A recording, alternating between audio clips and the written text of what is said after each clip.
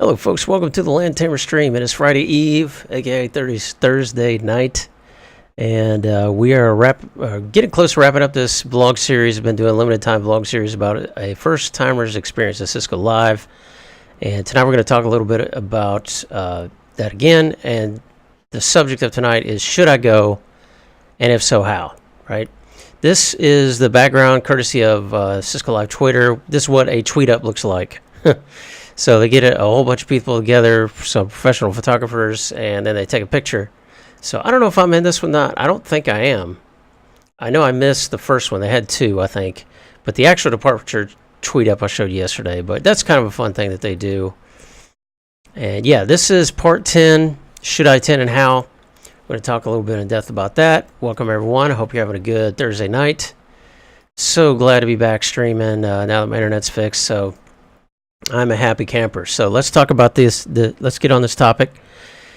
Should I attend? What are the disadvantages and what are the advantages? Well, obviously the cost is a disadvantage. You've got the cost, you've got the travel and time to get there, time away from work, time away from whatever else you got going on, other projects, especially if you have to travel. For me, I was still in the area, but it doesn't matter. I had less time in terms of travel before and after, but during the event, I actually had less time than people who traveled here and can walk to a hotel. You know, it took me a while to get in and out of the venue. So, but it nevertheless is a disadvantage, right? Let's talk about costs for a minute. This was my first. So a lot of people talked about the different passes and how that had changed a lot, and I'm not going to really talk to that. That may all change. There was a little bit. There was some negative feedback about how they changed that. And it's no longer posted, so I can't really show you what that looks like. But from what I remember, and let's actually look at Cisco Live Cancun, which I think is the next one coming up. And again, this will vary, right? Your mileage will vary depending on where you would normally plan to attend Cisco Live, right? I don't want this just to be a domestic, for me, domestic thing in terms of United States, because that's not where all the action is, right? You've got, now these are future, I believe. Okay, yeah, so some of these they already had, right? It looks like they have about 4 a year. And I know that it was Barcelona in 2018. It is Cancun, obviously, 2018. Melbourne, I believe it was, also in 2018. And instead of Orlando, San Diego next year in the United States. So there's these 4 options. And if you look at the next one, like Cancun, for example, and hey, who would want to go to Cancun and bundle it with a trip to Cisco Live? I get that.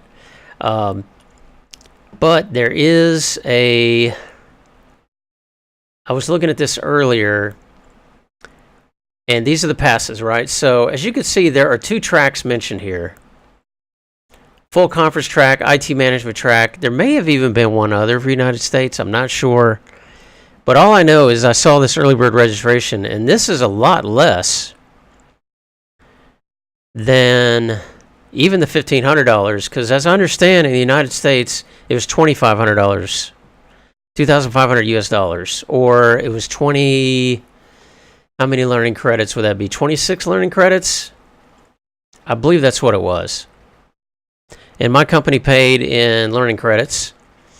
But this is what you're looking at. So in the United States, if that's where you would go, it would be $2,500. There was also an IT management pass, and there are other things you can buy too to go to Cisco Live.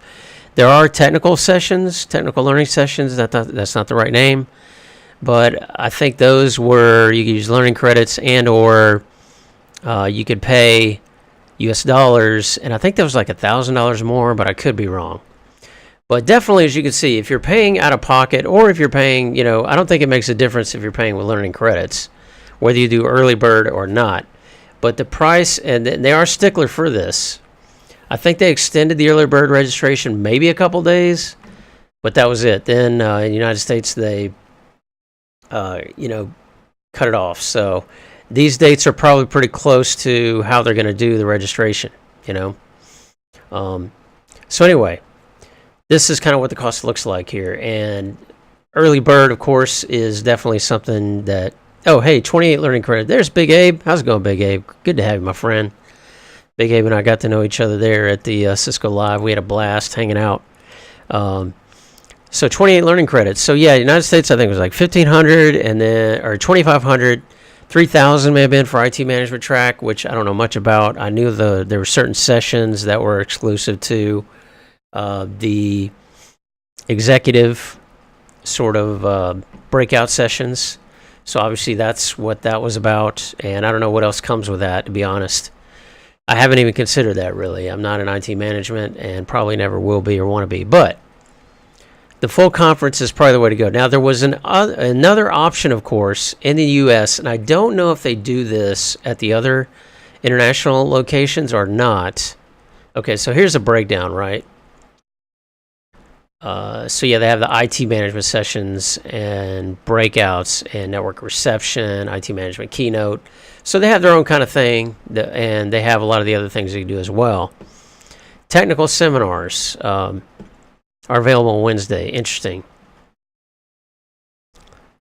They have group discounts. That's good to know too if you're going with other people or with a company.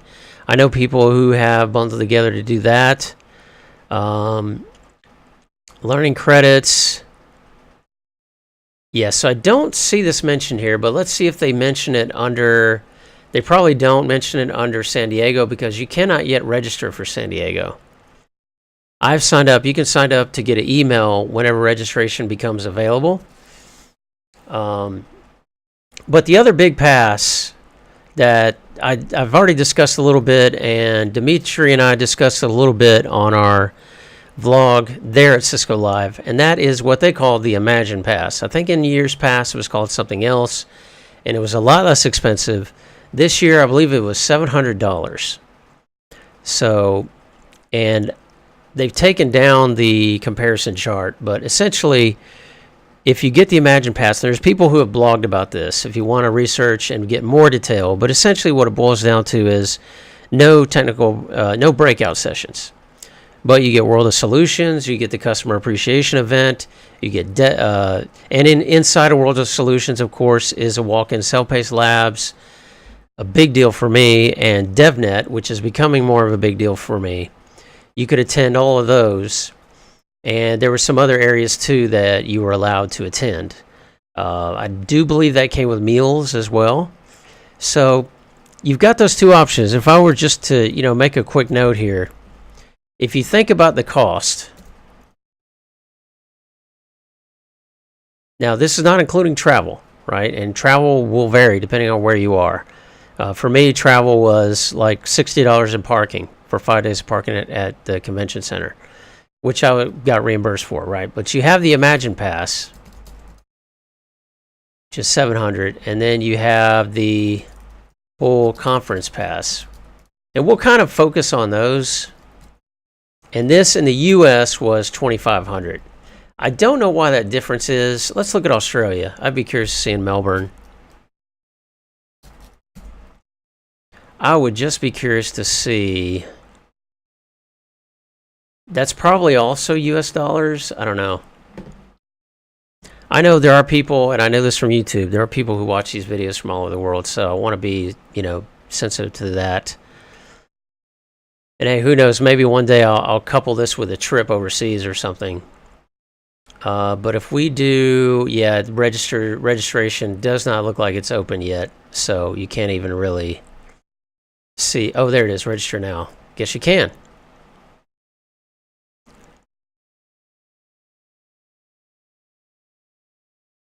I did it, went too fast. So yeah, you've got travel, and that's going to vary for everyone.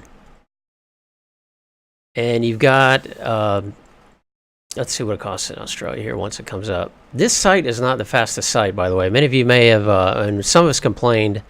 I don't know why that is, but we had issues sometimes with the registration of the breakout sessions, the session catalog. Yeah, it was a little bit of a bear. So yeah, they have full conference, they have IT management, they have something that they call Explorer Plus.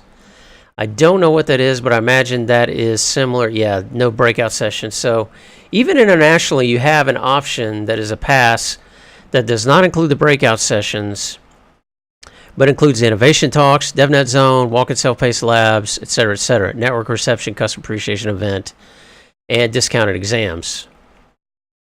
By the way, on the discounted exams, if you purchase the full conference, at least in the United States, you got a free exam. They were also advertising 50% off on some exams. I don't know exactly what that means. So I know with the written, for example, let's say I took the written and I failed it, which I did.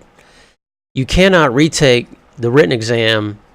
You have a cool down period, right? I think it's 10 days or something like that. So retaking the written at Cisco Live is not even an option.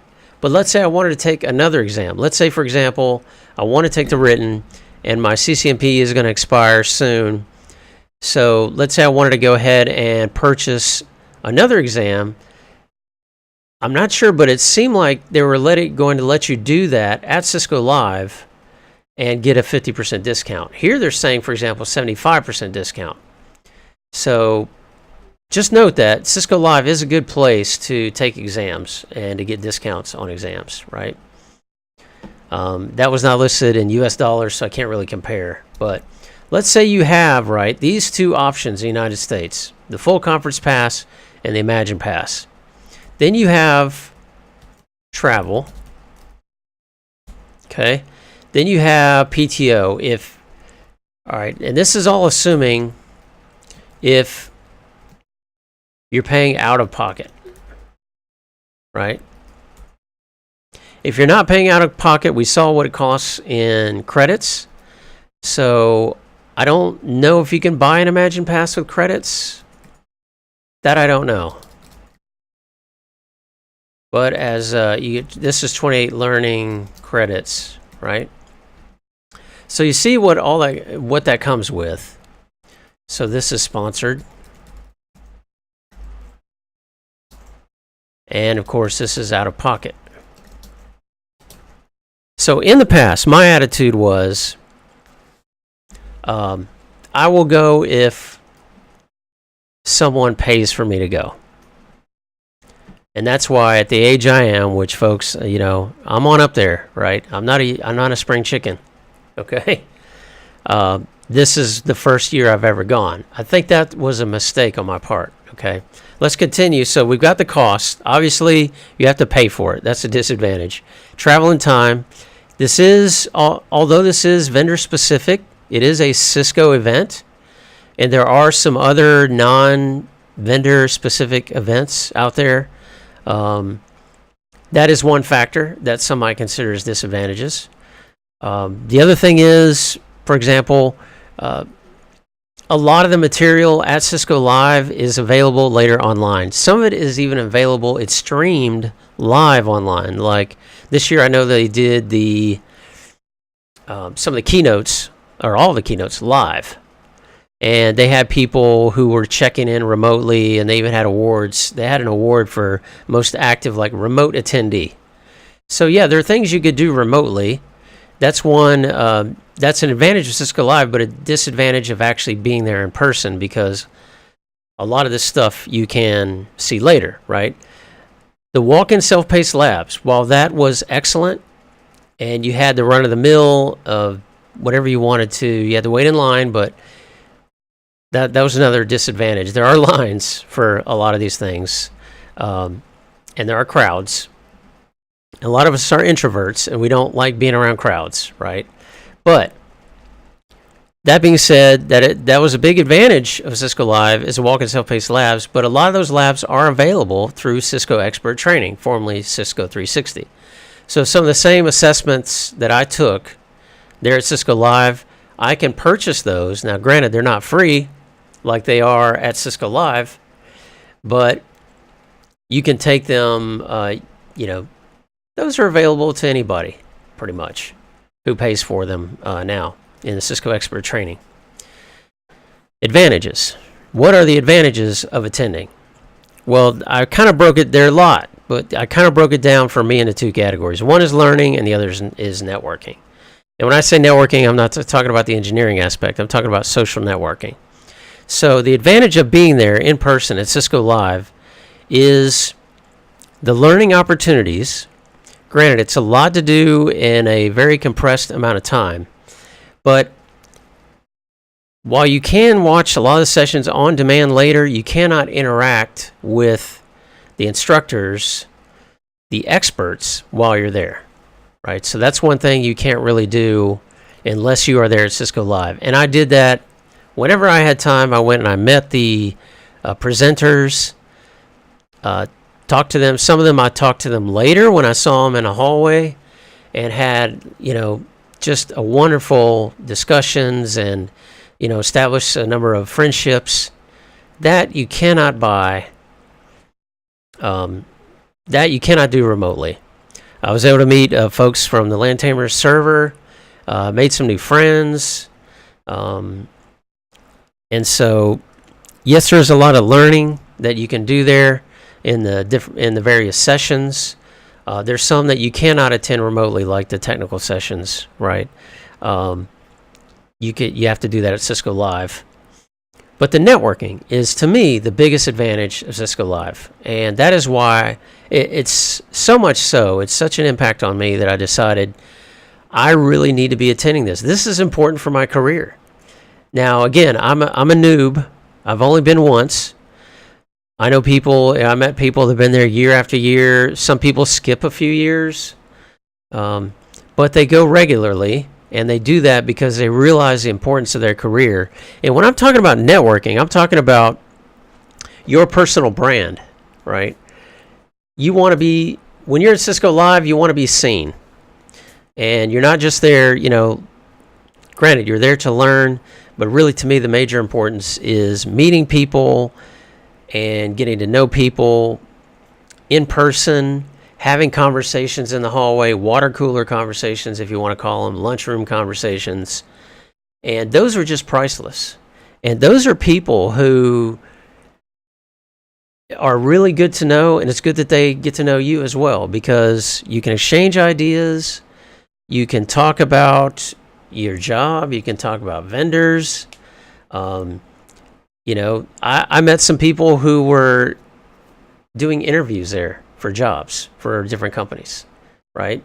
And so there are opportunities like that, and maybe you're not going there, you don't get a job. I'm not saying that's why you go, but you never know. Someone that you meet there, something that you say in a conversation may stick with them, and then later when they need help on something, or you need help on something, you've now met that person, you have established a foundation, you can build and grow that relationship, and you can reach out to those people, not just to help with the specific issue, but maybe it's, maybe you found out about a job opportunity that you think they would be a perfect fit for, right? Or maybe you're interviewing people for a particular job, and people that you've met that you think, oh man, they would be a really good candidate. So expanding your social network, your career network, is something that is really huge about Cisco Live. And granted, yes, there are other network-specific conferences. There aren't a lot of them, and compared to a lot of the other technology fields. But this is a big one, right? This is probably the biggest in the strictly networking field. So for that reason, I myself, personally, have decided I need to go, maybe not every year, but at least for the next few years, even if I have to pay out of pocket. So that's why I'm already starting to, and that's under the how, right? So these are the how you can attend. You got this Imagine Pass, and you got the full conference pass. Now, granted, at my job there are a certain amount of credits and budgeting available for continuing education. And so I have to review that. What do I want to make a pitch for? Do I try to ask for learning credits in the future for next year? Now's the time to start planning. And Shuai Pinafrace Brief had a great blog about that, where he's already planning for 2019 in San Diego. And you really should be too, I think. And I know I am. So I've signed up to get an email notification whenever registration's available. And as soon as we start talking about the budget for next year, actually even before that, in probably third quarter, this quarter or fourth quarter, I'm going to start making my pitch. Yeah, Big Abe says, yeah, fourth year in a row. Yeah, he's been there 3 years. So, folks, this is somebody I met, vouched for, knows what he's doing, and he's been there 3 years already, and he wants to come back for fourth year, right? So, by all means, try to get the sponsored option. And make a case for your company, why it's beneficial to them that you go. And that's what I did when I came back. What I'd like to do is a summary of things that I learned. So I sent out some emails, I sent some links, and I have talked to a couple of people about, programmability and DevNet and things like that, things that were pertinent to my job, right? So yeah, talk it up, make your case. I recommend, making a written request. And as Big Abe says here, for learning credits, talk to your Cisco account rep and have them throw enough credits in when you buy something. Yes, but that's a great suggestion, Big Abe. So it's not the time when you're getting ready for Cisco Live. Oh, do I have learning credits? No, like he's saying, plan ahead, and you need learning credits anyway. A lot of people do that with big purchases from Cisco because learning credits can get you access to courses and classes and, to help you learn the technology that you're using. And Cisco Live does that as well, right? In a very in-depth way. So definitely make the case for that when you're doing your purchases. But if I do not get sponsored, I've already talked to, we've had a little family discussion about it, and I think I've gotten buy-in there that if, for example, if the sponsorship falls through, then we will probably, for the travel component, make a trip to San Diego. So, next year in the United States anyway. And these locations, guys, if you're international, guys and gals, if you're in Europe and you want to go to Cisco Live Europe, Barcelona is not a bad place to go, okay? I know because people have told me that have been there. Cancun is not a horrible place to have to go for a conference, right? So they're good locations, and you know what? I don't know how often they rotate. I think I've already seen the schedule for Cisco Live US, and there are 3 or 4 different locations in the next few years. Make a vacation out of it, and add on some days. So don't just go for whatever days you're going. And I know a lot of people did that here in Orlando. They came for the conference, they brought their family, they got a condo or whatever, and then they stayed a few days later, went to Universal, went to Disney. So, make a family trip out of it. And $700 for most of us here in the United States, you should be able to manage. Granted, that's not a small amount of money, I understand. But it's an investment. It's an investment in your career and making connections, in learning. You get an exam. I don't know if you get an exam with the Imagine Pass, to be honest. Come to think of it, you may not. But you can purchase one with a discount, for sure. So make that investment. I plan on doing it unless unforeseen circumstances occur.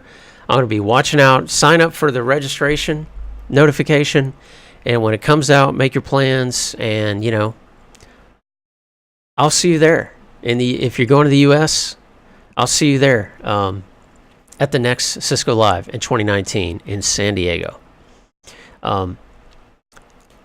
So yeah, that's going to wrap up the series. Well, actually, the series wrap up will be Monday because all we're really going to do is just summarize everything, and then Monday, as part of this series, we're going to do the giveaway of the backpack. And again, the swag I'll post a photo on Instagram and Twitter of everything that's going to be in there. All I ask is that you have hit the follow button on Twitch, and that you be able to ship in the U.S. as long as it's reasonable, right? That may be negotiable. I don't know how much shipping is in other countries. If it's not that much, maybe we can do that. But you have to be in chat Monday at 7 p.m. Monday night at 7 p.m. Eastern. And what we'll do is we'll just do we'll use Streamlabs that will do like a dice roll. And as long as you're there, you can win the giveaway. And again, the giveaway is the backpack, Cisco blocks, or stickers, mpls blocks. There's a t-shirt and some other, cool stuff in there. So that'll be Monday night, and look forward to, give us that follow here on Twitch, and we will see you in chat Monday night. Just a quick review of my written progress today and last night. I've been reviewing some of the evolving technology section where I struggle a little bit in the written exam. And so I'm reviewing those weak areas, REST API, JSON, the difference between JSON, YAML, and XML file formats, and how those function. What is the difference between YAML and Yang and netconf? I was a little unclear on some of those, but I'm pretty clear on that now. I found some really good information on that. And I've been doing actually I think I have it up. I don't have a lot. I haven't updated the meat chunks tonight. I ran out of time tonight, folks. I've been working in DevNet. But I will post that, this weekend. I'm also working on SDN controllers, northbound versus southbound traffic, things like that. And the Cisco DevNet has been awesome. Man, I love that, Cisco DevNet. And I've been holding off on learning more about programmability for networking devices and APIs and things like that. But it's convenient for me now to review some of it because I need it for the written, and at my job, I'm starting to get access to those resources, and I'm being encouraged to, in some of the work that I do, to start making it more automated. So fortunately, I may have time at work to actually learn some of this stuff, which would be awesome, because I have not really had time while working on the CCIE in my spare time, right? But yeah, the written progress is going well. Thanks so much, everyone, for stopping by. I appreciate it. Good to see you again, Big Abe. Hope your studies are going well, your labs are going well. Hit it hard, folks. You got to want it. And I attended there's someone named, his first name is Duan. I watched his YouTube. He had a live YouTube stream last night where he interviewed a CCIE. And man, that was a very inspiring listening that we had. I know Show IP, Interface Brief, and I were in the chat. We were watching some other people vlog and live stream about networking, and it was really cool. I didn't have time to link it, but I will link it. Saturday we'll be back in here streaming, probably different times through the day. But there's some great things going on in networking right now, and I'm just pumped. I'm pumped up. Hope you are too. I'm going to send you some good bits and with your endeavors and your studies. And thanks for stopping by. We shall see you back here Saturday, this weekend. Saturday and Sunday we'll be streaming here in the Land Tamer stream. Have a great night, guys.